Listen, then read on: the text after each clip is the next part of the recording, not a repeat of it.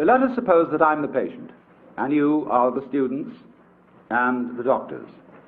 And I suffer from what you would call the delusion that I'm God. Now, when did you become God? Now? Will you marry me? No.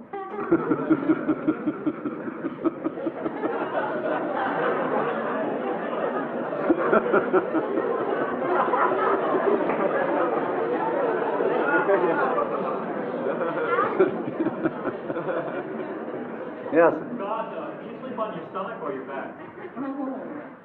Sleeping is like politics. One sleeps on the right side, and then when you're tired of that, you sleep on the left. When you're tired of that, you sleep on your back, and when you're tired of that, you sleep on your stomach. And it is thus that the world goes round.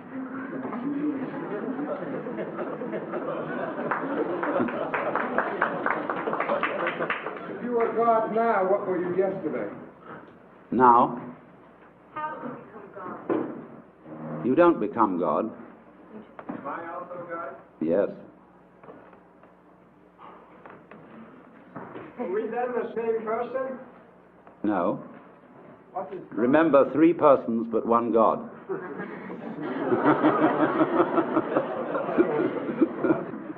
Job God too? Yes, but he doesn't know it. God, why do you hide from the sight of so many? Why do you hide? It's for the same reason you're hiding. Man's free will. Man has free will to the extent that he knows who he is. To know just what he is, and man is God, then you'd say that you are no more than any God in this room, or any man. That is correct. I'm no more God than any of you. Then you only have the power to know who you are. Well, that is saying quite a bit, yes. What is not God? What is not God?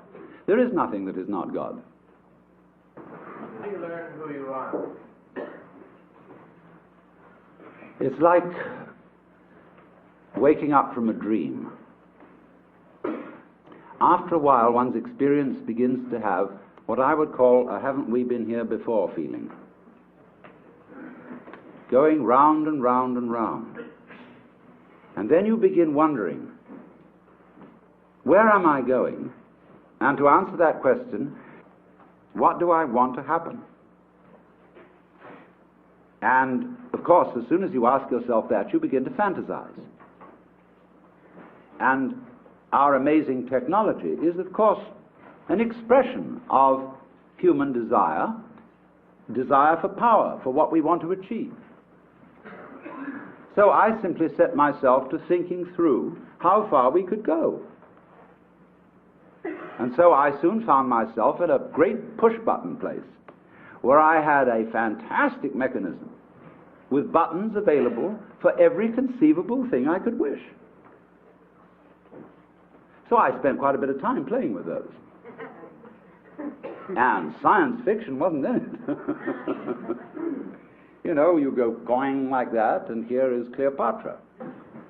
And so on, you know, and then press this button, symphonic music in 4-channel sound, 16-channel sound, anything, you know, all possible pleasures are available. And when, you know, you're like everybody's dream of the Sultan in the palace, you suddenly notice there's a button labeled surprise. You push that, and here we are.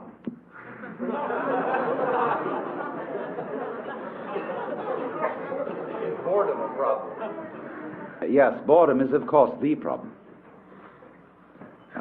Boredom is the other side of creativity.